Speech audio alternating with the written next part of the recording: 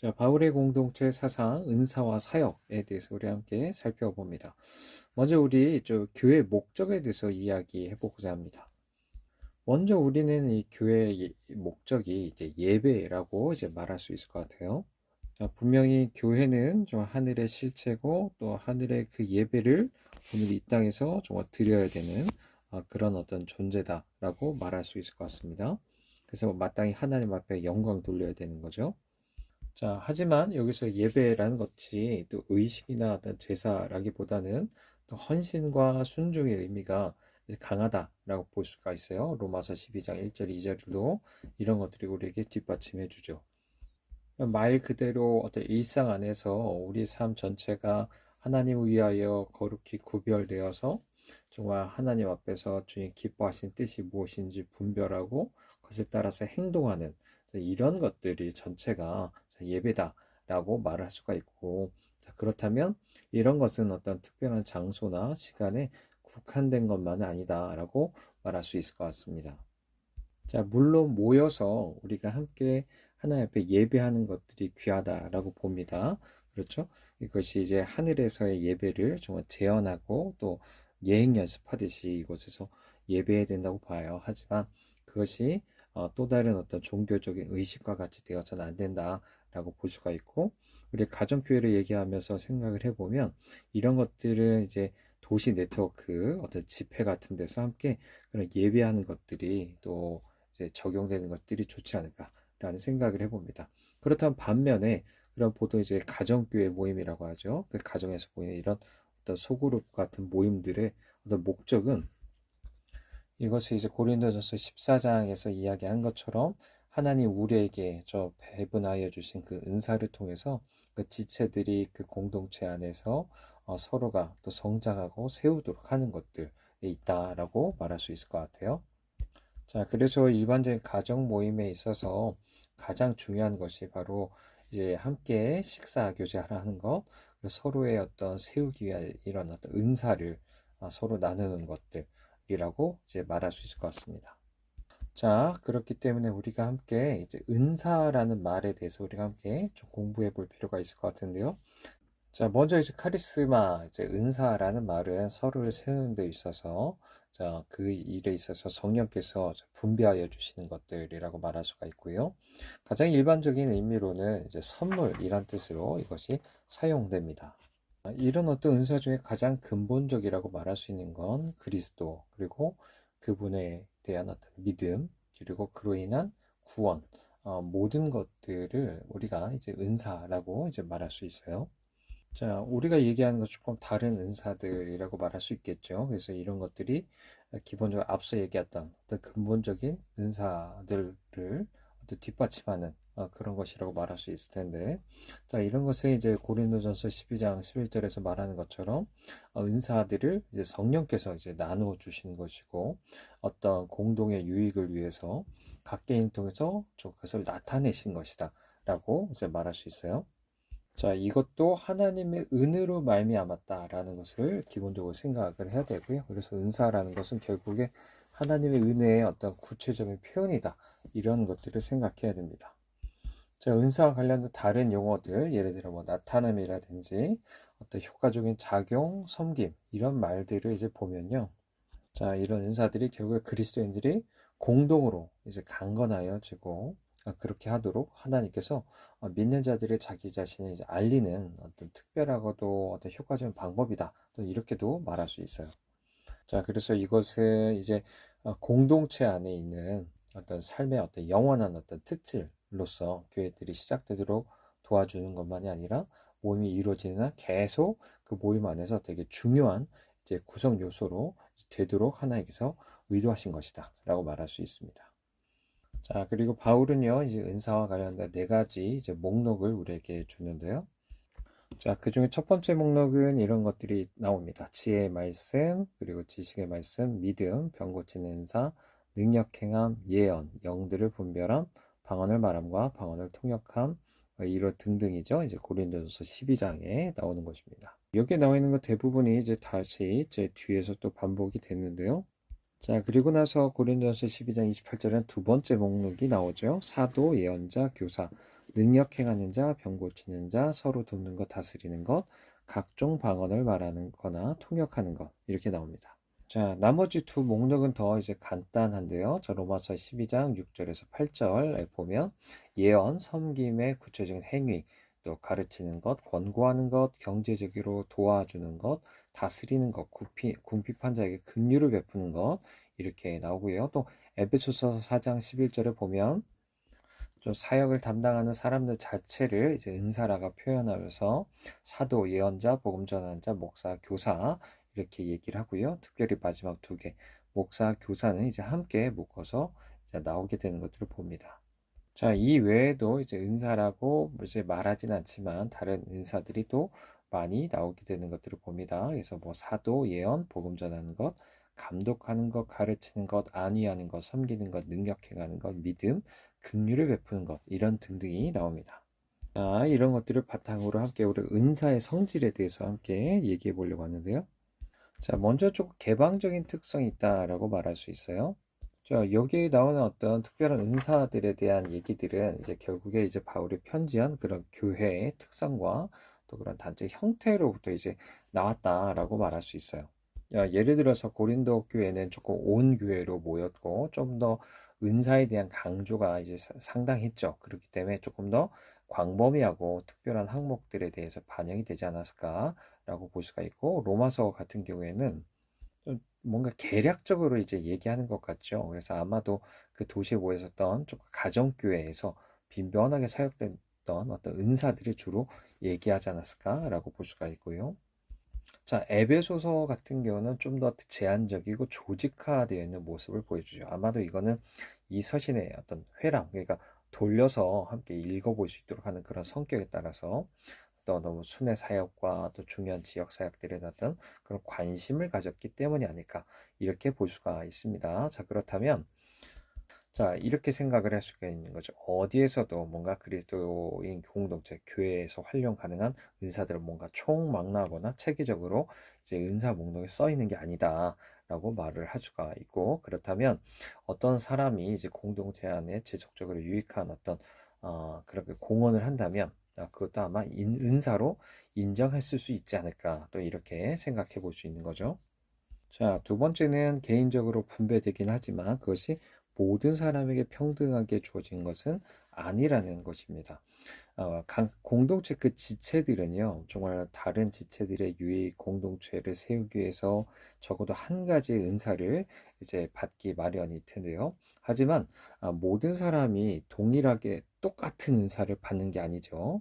다 다른 은사를 하나님께서 주권적으로 그것을 분배해 주시는 거고, 또 어떤 사람은 다른 사람보다 더 많고, 어떤 사람은 더 적은 은사를 받을 수도 있다라고 이제 생각해야 됩니다. 자, 그렇기 때문에 각 지체가 뭔가 다 서로에게 또 공동체 안에 또 기여하고 공헌하는 어떤 형태가 딱 고정적으로 돼 있다라고 이제 생각할 필요는 없다라고 할 수가 있고요. 자, 세 번째는 제공하는 유익에 따라 정말 이것이 등급이 또 정해질 수 있다라고도 이제 할 수가 있습니다. 우리는 흔하게 뭔가 좀 비범한 거, 그렇죠? 사람들에게 나타나는 특별한 뭔가 그런 능력 있어 보이는 것들, 이런 것이 되게 중요하다, 또 크거다라고 이제 생각을 하지만 오히려 바울 같은 경우는 뭔가 되게 일상적이고 또 실질적인 어떤 것임에도 불구하고 그런 것들이 더 가치가 있을 수 있다는 것을 얘기를 하죠. 왜냐하면 공동체와 서로에 대한 어떤 성장과 이런 것에 그만큼 유익한 그런 공헌을 하는 것들이야말로 중요하다라고 얘기하기 때문입니다. 자, 바울이 이제 사도의 은사를 첫 자리에 놓은 것도 되게 중요합니다. 왜냐하면 사도들이 이제 복음을 전하고 또 그렇게 교회를 세워가기 때문에 이제 교회가 존재하게 되기 때문이죠. 그리고 이런 사도의 어떤 사역의 배후에는 지혜 은사가 있을 수 있는데 자, 그것은 앞서 우리가 얘기했던 것처럼 복음과 또 그 안에 담겨져 있는 예수 그리스도 구원 계획 또 이런 것들을 이제 통찰하는 어떤 수단으로 그만큼 중요하다라고 말할 수 있습니다. 자, 하지만 주의해야 될 것은요. 바울은 자기의 사역이 이런 뭐 사도직 같은 특별한 카리스마라고부터 나온 게 아니라 일반적인 카리스, 그러니까 은혜로부터 나온 것이다라고 말한다는 것을 우리가 생각을 해야 되고요. 자, 그 다음에 중요한 게 이제 예언자와 이제 교사에 대한 이야기인 거죠. 자, 이들은 하나님의 말씀을 대신 선포하고 또 가르치는 것을 통해서 자, 그 교회가 이제 마땅하게 구별된 자로서 어떻게 살아가야 될지 또 거기서 벗어났을 때 그들에 대해서 또 경고하면서 회개하고 돌이키도록 하는 부분들 이런 것들이 있을 것이다 라고 볼 수 있고요.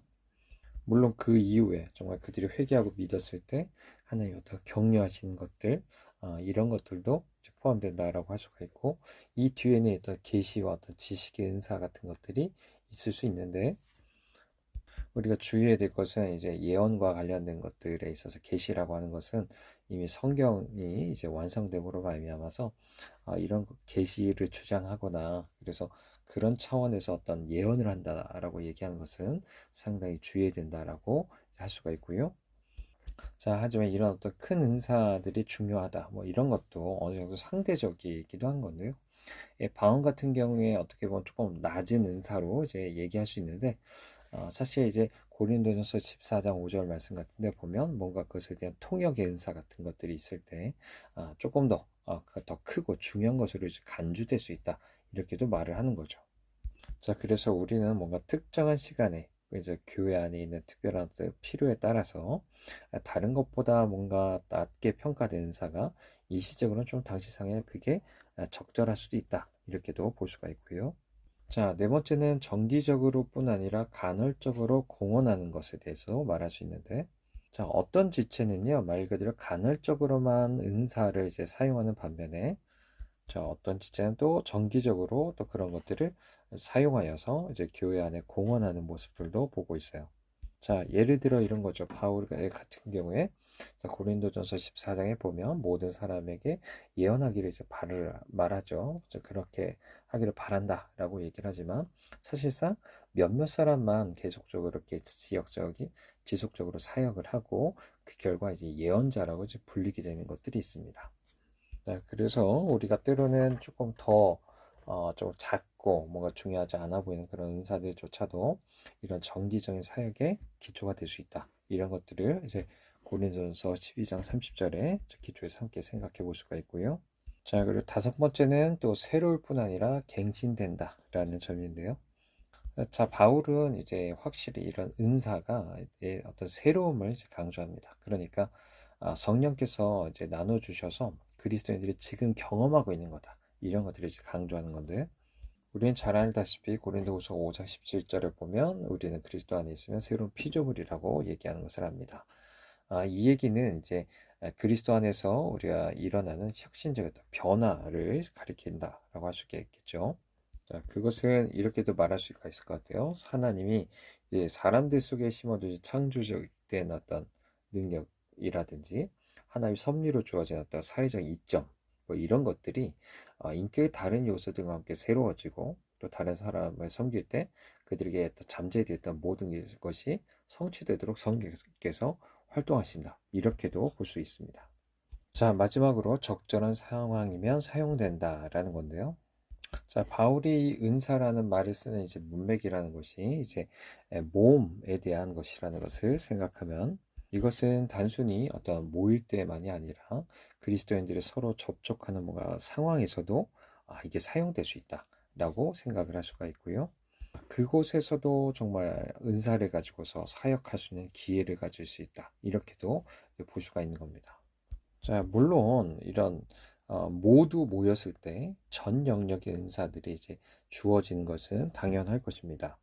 하지만 이게 이제 뭔가 이제 가정에서 모이는 작은 모임들에서 뭔가 효력이 없다 이런 것보다는 뭔가 이제 다 같이 온 교회가 모였을 때보다는 은사가 좀 폭넓게 나타나지 않을 것이다 이렇게 이제 말할 수 있을 것 같아요. 반면에 이런 것들이 있죠. 오히려 이렇게 가정교회 모임 같은 데서는 온 교회가 모일 때처럼 은사에 뭔가 참여하는 사람의 수가 제한될 필요는 없었을 것이다 라고 볼 수 있습니다. 자, 두 번째, 우리 가정교회 관련된 얘기를 이제 함께 하는데요. 자, 오늘도 실제적인 고려사항들을 함께 이어서 살펴봅니다. 자, 먼저 우리가 살펴볼 거는 1대1 제자 훈련에 대한 건데요. 이것이 이제 가정교회 운동에 있어서 상당히 중요하다라고 할 수가 있고요. 이거 모든 사람이 사실 영적인 멘토가 필요하죠. 좀 그리스도를 따라가는 이 여정에서 우리보다 앞서 걸어간 그 사람들로부터 모두가 유익을 얻을 수 있다라고 할 수 있습니다. 자, 그러면 누가 이제 멘토가 될 수 있을까요? 사실 이것도 모든 사람입니다. 다른 사람들이 정말 영적으로 성장하도록 돕는 데 있어서 하나님이 나를 사용하겠다고 하실 때 기꺼이 우리 자신을 드릴 수 있고, 또 자신이 알고 있는 것들, 그것을 뭔가를 다른 사람들에 전해주고 싶은 것, 그래서 다른 사람들이 성장하는 데 있어서 도움을 주려고 하는 한 우리는 이제 자격이 있다라고 할 수가 있고요. 자, 물론 이게 우리가 다른 사람이 원하는 모든 것을 내가 해주고 모든 문제에 대해서 내가 해답을 가져야 된다라는 것은 아니라는 것을 생각해야 되고요. 자, 그럼 어떻게 이제 일어날까요? 그것은 멘토와 멘티 양쪽에 도움이 되는 방식이 돼야겠죠. 이런 1대1 만남이라고 하는 것이 뭐 보통 이제 평상시에 어떤 비공식적인 교제와 또 조화를 이루면서 이제 진행이 되는데요. 이런 것들 상당히 굉장한 이제 경험이 될 수 있습니다. 많은 사람들은요, 사실상 좀 더 이제 깊이 있는 대화가 가능한 또 뭔가 너무나 격식을 갖추지 않은 그런 어떤 교제 시간들을 활용하는 걸 상당히 이제 선호합니다. 실제 제자 훈련은 또 공식적인 어떤 교육을 통해서라기보다 이런 일상에서 함께 어우러진 방식을 통해서 또 보다 큰 역사를 이제 발휘하죠. 자, 그럼 우리는 뭘 기대하고 또 그 경계가 무엇일까요? 멘토링 관계를 시작하는 사람들은요, 이제 어떤 영역에서 도움을 필요한지에 대해서 이제 기대만이 아니라 또 어떤 영역까지 다룰지 이런 것들 구체적인 경계를 이제 정해놓는 것들이 중요합니다. 그래서 시작할 때부터 물론 두 사람이 이런 것들을 같이 정하는 것이 중요하겠고요.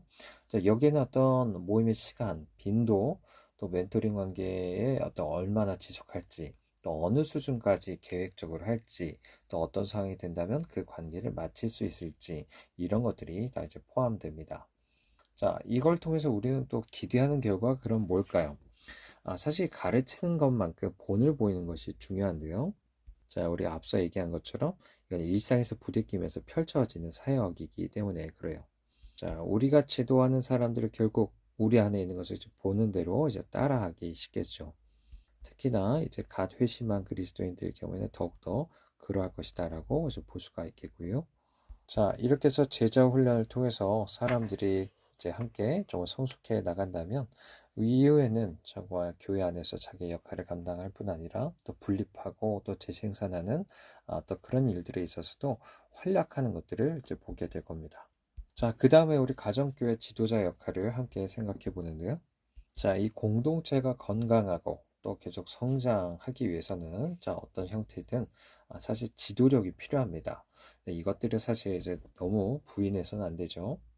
적어도 우리가 네트워크 안에는 좀 리더십을 공유할 수 있는 두세 명의 어떤 장로라고 불릴 수 있는 어떤 팀들이 있으면 좋습니다. 물론 이것은 당연히 이제 그만큼 어떤 인원이 늘어났을 때를 이제 가정하는 거고요.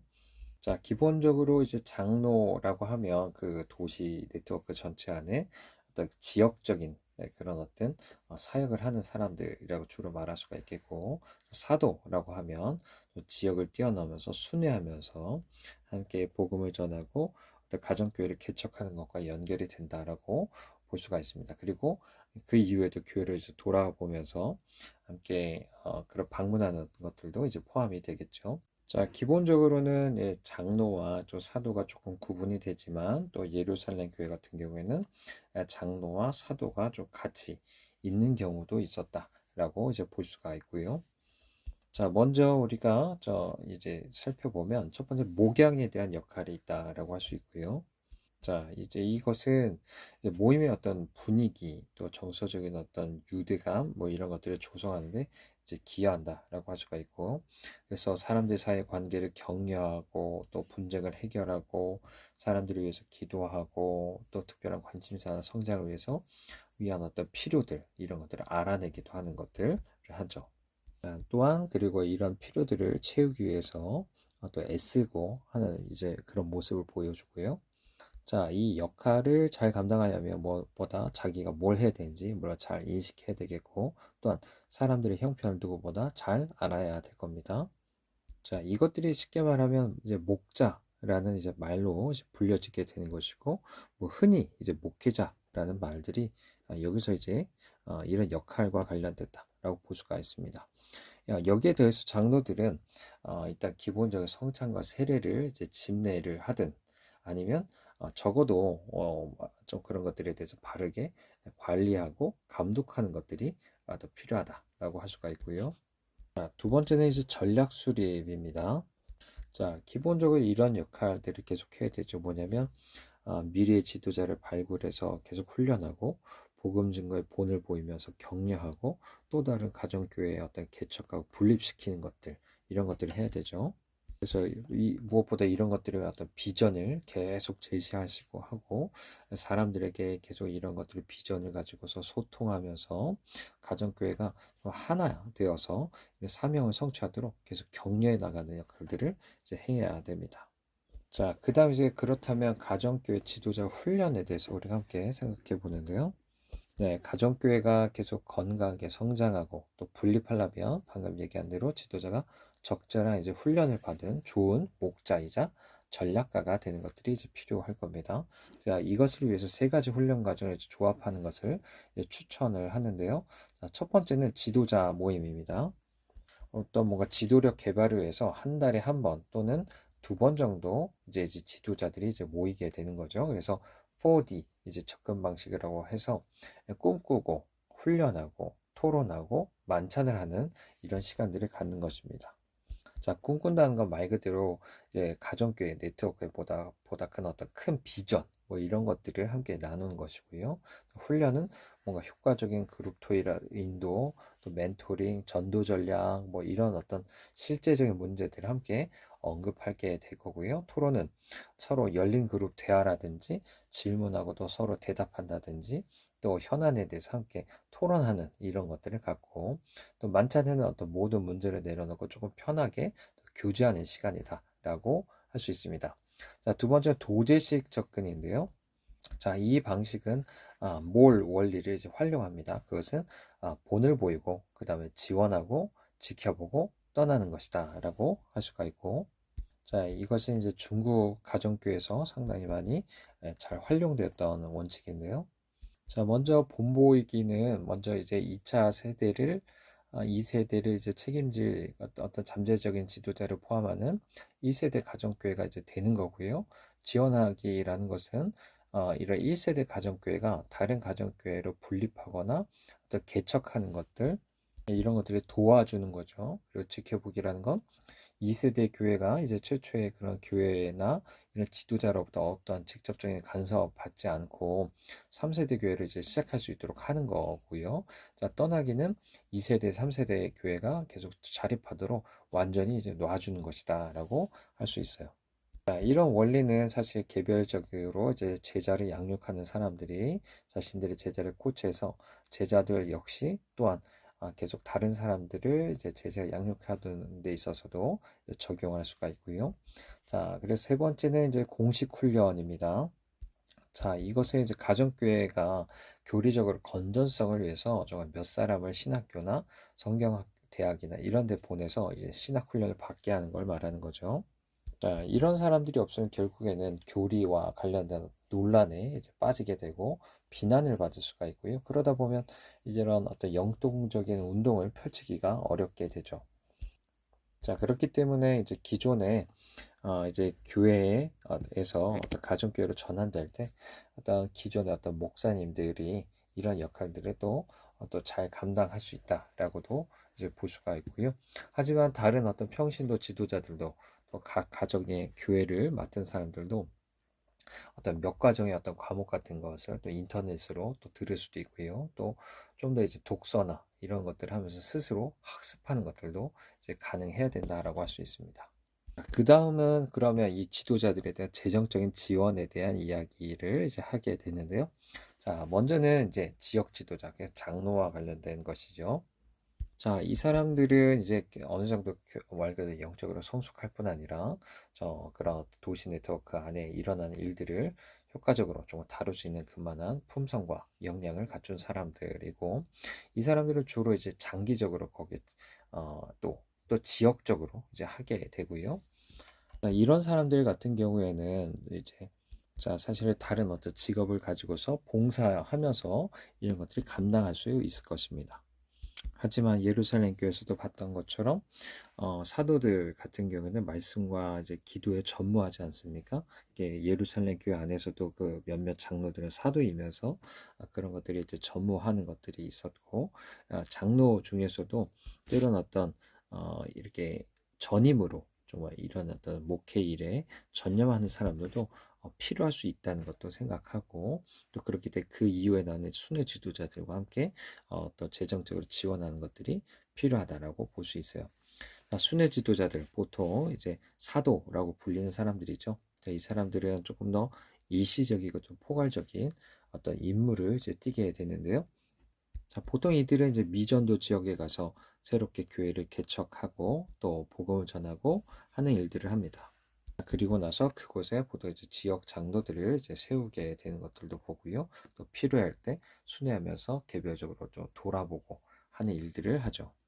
자, 이들의 경우에도 이미 사도의 권리 안에 또 재정적인 도움을 받는 것들이 있었죠. 하지만 또 반대로 장로와 또 반대로 그럼에도 불구하고 또 어떤 교회 상황에 따라서 사람들에게 이런 짐을 지어주지 않게 해서 때로는 어떤 직업을 갖기도 하고 또 이제 재정적인 어떤 후원을 받기도 했었다라는 것들을 우리가 볼 수가 있고, 그래서 장로는 기본적으로 직업을 갖지만 때로는 전문적으로 전입으로 일하면서 재정적인 지원을 받을 수도 있고, 또 반대로 사도는 보통 재정적 지원을 받지만 때로는 이렇게 직업을 가질 수도 있다라고 이렇게 정리를 할 수 있을 것 같아요. 자, 그래서 이제 도시 네트워크 안에서 특별히 전입으로 일하는 어떤 장로라든지 특히 여러 도시 네트워크를 또 함께 이렇게 사역하는 사람들이 있다면 그런 것에 대해서 함께 또 재정적으로 지원해야겠다라고 할 수 있습니다. 자, 크게 이제 그 가정교회 성장과 관련된 얘기를 이제 함께 하게 되는데요. 뭐 크게 두 가지로는 이제 기존 그리스도 신자들이 동참할 수도 있고 또 전혀 불신자들을 전도하는 어떤 두 가지 이제 기회가 있을 텐데요. 먼저 오늘은 신자들의 다가가는 문제만 이제 함께 다룹니다. 사실 전통교회 주변에 머뭇고 있는 신자들이 꽤 있습니다. 그 사람들은 교회에서 뭔가 소외되거나 뭔가 새로운 교회를 찾거나 뭐 아니면 특별히 뭔가 제도권 교회, 전통적인 교회를 벗어나서 그런 어떤 교회들을 찾는 사람들도 있을 수 있죠. 물론 자 이들을 이제 함께 이제 함께 가정교회 안에 이제 함께 데리고 오기 위해서는 여러 교회에 대한 고정관념들이 좀 변하는 것들이 좀 필요할 겁니다. 그렇기 때문에 우리가 성경대로 좀 교회를 하는 것에 대한 어떤 비전들을 함께 이해하고 공유하는 것들이 좀 필요하고요. 자, 반대로 이 사람들이 이렇게 새로 참여하게 되는 경우에 보통은 그래도 영적인 어떤 성숙이라든지 또 성장에 도움이 될 만한 관계나 교제권 형성에 있어서 상당히 쉽다. 뭐 이런 어떤 장점도 가지고 있습니다.